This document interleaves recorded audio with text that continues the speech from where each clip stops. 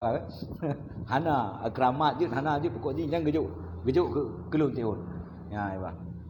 Ai la kelengan kujuk tu. Orang bak saya menga katruk dengan lain dong. Ya, ila kelong tangkuluk. Nah. Apa ni tangkuluk berahnya pak kucok kelong berah kan. Di sijih baru pila ke si kecuali tangkuluk keramat tu nyanum tu je kalau ke. Hana bu nyan tetap ke jauh pujuk tu ju ti on tinggal ti on gero fikir alah hom kadang ci keramat truk baji pat tu oh tu ku pakai lelong hana keramat kadai pakai leji ka keramat tu pat tu oh bunya ke gejuk rahmat dari Allah ke ji gara-gara gejun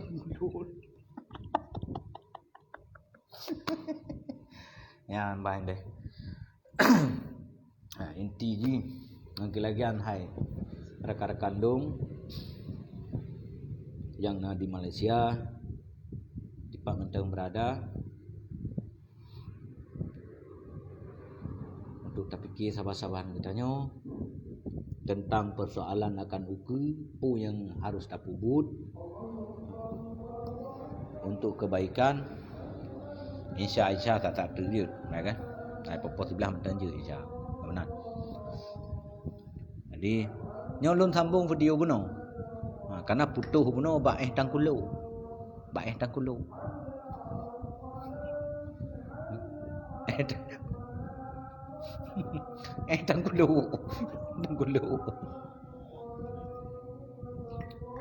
begitu melah manfaat li anak-anak cucu tanya hasil bumoro.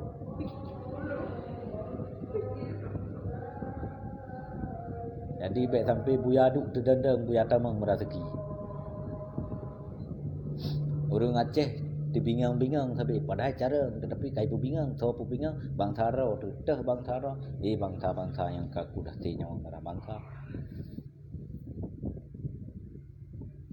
Benar le rekan. Dan menancit kepada pemain TikTok baik pun suku manapun,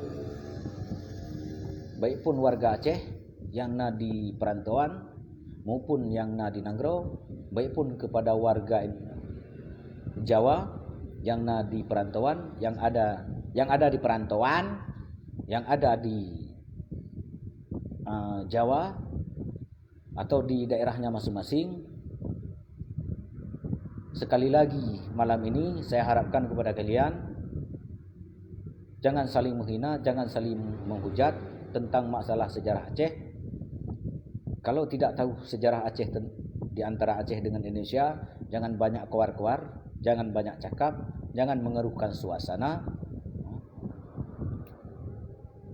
Karena kalau kita bahas persoalan menyangkut sejarah Aceh dan Indonesia,